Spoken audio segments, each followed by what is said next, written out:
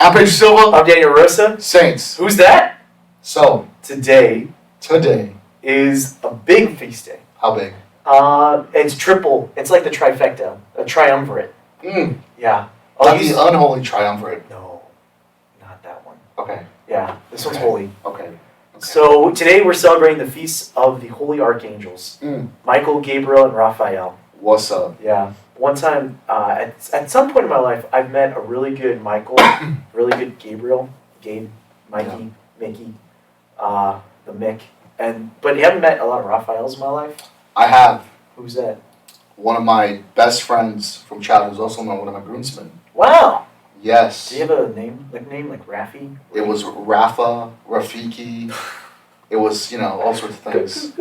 But he, growing up, he was anything but God's healer. Ooh, big oof. But he became that. Okay. He did. He was like the. We were the unholy triumph at that time. But you have now been. We have. Yes. Raised. We're doing our best to live up to our name. Yeah, Pedro.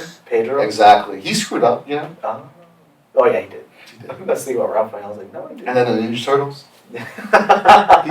Which happens to be my favorite Ninja Turtle is Raphael. That's a lot of guys' favorite. Mine was definitely Michelangelo. Because you were a roof follower. No, that's Leonardo. Yeah. Yeah. That was the orange with the pizza. Yeah, I'm Raphael. Because you stab. I mean, I do. You do. I do. But Archangels. So today's kind of really cool because in the church, especially as we get into October, really big feast days are coming up. Big ones. Huge. Saint Therese. Saint Francis Assisi. Building of Victory. Oh my gosh, yeah. Saint Therese of Avila. Yep. That means John of the Cross is near. Yes. Yeah. But these three major archangels, they each have been given a very particular mission from God. Michael the protector, Michael the defender, Michael who stabbed Satan with the spear. His image as him defeating the dragon. Gabriel the messenger who came not only to Mary in the Annunciation, but also came to Zechariah when he received the vision of the promise of his own wife being there. And then Raphael in the story of Tobit, him guiding Tobias to his future spouse, but also healing the woman, Tobias's spouse. Exorcising Yes. the demon that was possessing Yes. that room, and then also Tobit's, he was blind. Yes.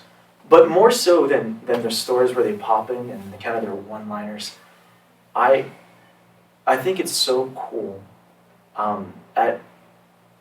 This is really kind of a childlike prayer, but at night, there's this prayer that my cousins used to say in Chicago, and I'm the youngest in my family, but my cousins in Chicago, they're one of 7, and the youngest ones are I think now 8, 11, 13. And when I went over to their house, they would pray for the 4 corners of their beds be guarded by Matthew, Mark, Luke, and John, Michael, Raphael, Gabriel, and their guardian angel. And this idea that these archangels are not just foreign, spirits, ghosts. No. But their real presence is still with us. Yes. And for me, I love all 3. I think before we get into their titles, what is the definition of their name? Yeah. The etymology, right? So we have Raphael, God's remedy; Gabriel, God's strength; Michael, he who is not God. And if you look, a name reveals everything. Angel is not a name. Angel is a function, messenger. And what is the message that each communicate to the world? You have Michael in Revelation, where he's literally going to be the one that's going to defeat Satan. And what is that saying? Because again, God's generosity. God is not, he doesn't want to do everything. He's not a micromanager. But he wants everyone to share in the work and have a specific mission. And what is Michael's mission? His name says it all. You're not God. I'm not either.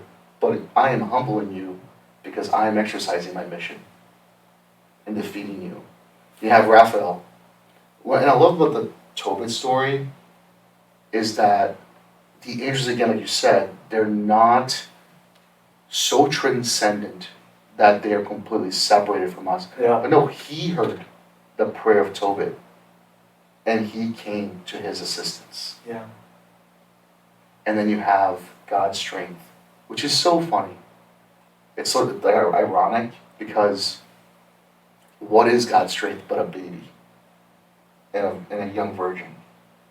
But in the eyes of the world, these two kind of persons, they're sort of low in the hierarchy of dominance. Yeah.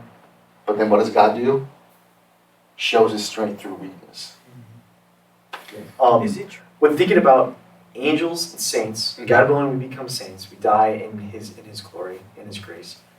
Is there a hierarchy?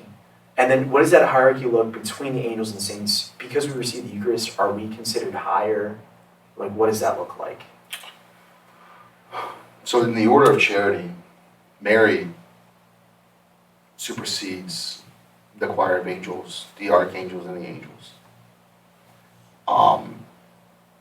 With us, it's a little tricky because we have to go back. So angelology is not something that I'm very. That's not. If you were just going to ask what is the hierarchy of the angels, I know that. Yeah. With the saints, I just know that Mary and Saint Joseph they rank like supreme. Mm-hmm. But with the other ones, there is something to be said that through Jesus we are raised above the angels. But then the functions of the seraphim, right? Like they're there to adore the Lord, like they're charity. I just don't know like how that fits with the saints. I have to go back and. Cool. Then I guess a more particular question. When thinking about the 7 rankings of the angels, archangels is like Lower. Lower. Is that right? Yes, it Like, is. Why It's is that? archangel. Yeah, it's angels, archangels, and then you get to thrones, powers, dominions, Yes. choirs, etc. I forget the rest. But it's funny though, because again, like I said, although they're lower in rank, but they've also been given the greatest task when it comes to. They can actually. What's beautiful about the archangels is that they are the bridge between the choirs and the our guardian angels. Like they really are like the messengers between the choirs and our guardian angels. Mm-hmm. So they are literally like, yeah. Wow. What's one thing you want someone to know about Michael, Gabriel, and Raphael? If they remember one thing, what would it be?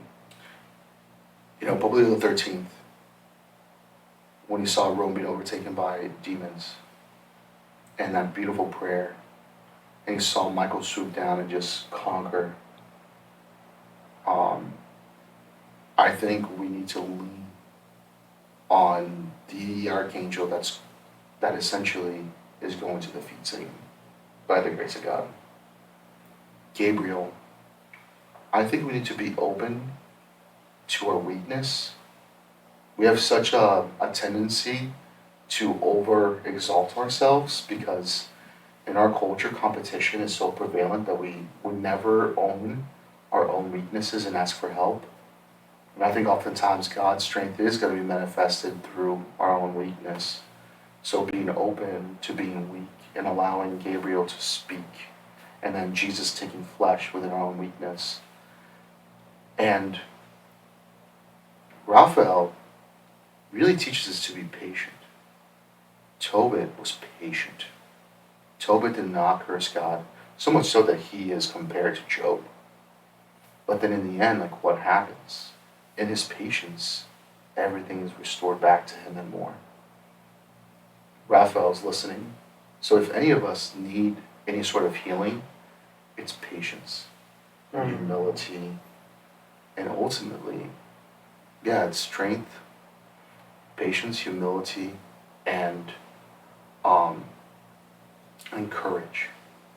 Michael, courage, humility, Gabriel, and patience, Raphael. I think they teach very three important virtues.